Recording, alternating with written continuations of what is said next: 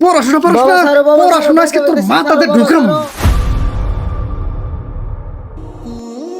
তুই এইবারও ফেল করছস, তোর দ্বারা কিচ্ছু হবে না। শালা রকরমা ঢেকি, খালি খাস দাস আর ঘুমাস।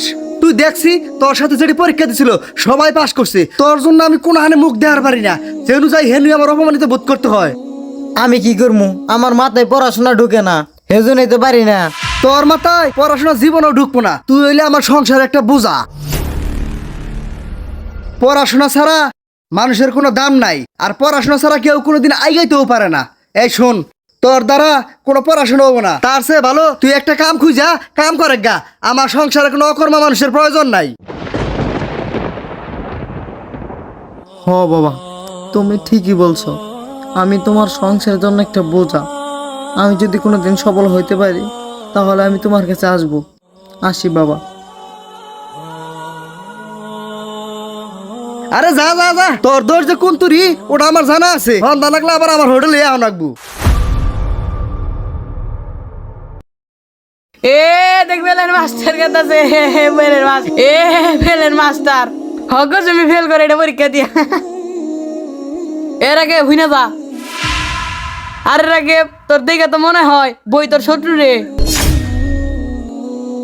তুই সব পরীক্ষায় ফেল করস, তুই মনে হয় জীবনে কিছু করতে পারবি না রে। শোন, আমি যখন পড়াশোনা শেষ করে বড় অফিসার হব না, তখন আমার গাড়ির জন্য তো একটা ড্রাইভার লাগবে। ওই চাকরিটাই আমি তোরে দেই, ওইটি তোর জন্য ভালো হবে।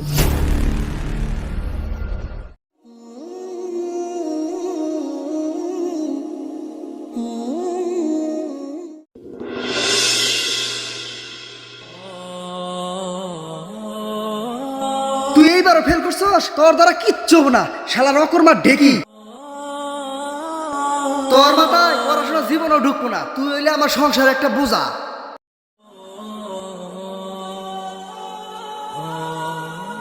তুই সব পরীক্ষায় ফেল করস, তুই মনে হয় জীবনে কিছু করতে পারবি না রে।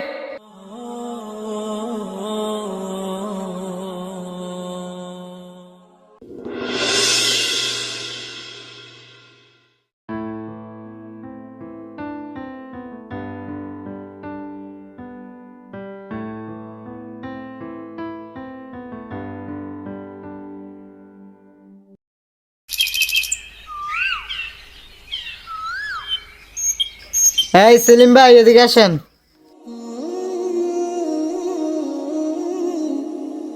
হ্যাঁ ভাই বলেন। তা ভাই, মুরগির কি অবস্থা?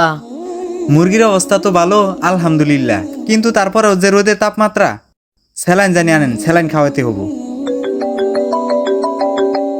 হ্যাঁ বাবা। বাবা আসার সময় ওষুধগুলো মনে করে নিয়ে আসো। আচ্ছা ঠিক আছে, আমি সব কিছু নিয়ে আসমনি, তুমি কোনো চিন্তা করো না। আচ্ছা। ও তাহলে এই ব্যাপার। আচ্ছা সমস্যা নাই, আমি যাই পাঠাই দিতেছি। আমার কুড়িটানা যে একটা ফার্ম আছে ওইখানে একটু যাইতে হবো। তাহলে আপনি এখানে থেকে ভালোভাবে দেখাশোনা করেন, আমি তাহলে যাই। আচ্ছা ভাই ঠিক আছে, চালু করে পাঠায়েন।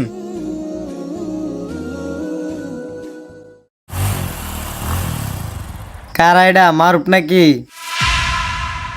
তা মারুপ, কি অবস্থা তোর? ভালো আছিস বন্ধু? হ বন্ধু, ভালো আছি, কিন্তু তুই হঠাৎ এই অবস্থায়? কে? হ্যাঁ, দেখে খুব অবাক লাগতেছে। না অবাক না, কিন্তু হঠাৎ তো পরিবর্তন কেমনে কি বন্ধু? এমনি কিছুই না, সব উপরওয়ালার ইচ্ছা। আচ্ছা বাদ দে, তোর দিনকাল কেমন চলতেছে সেটা বল।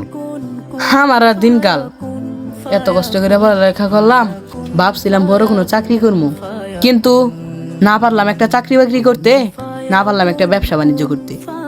এদিকে বাবা মার কথা শুনতে শুনতে এখন অতিষ্ঠ হয়ে উঠেছি। বন্ধু, সবই উপরওয়ালার ইচ্ছা। আচ্ছা তুই মন খারাপ করিস না।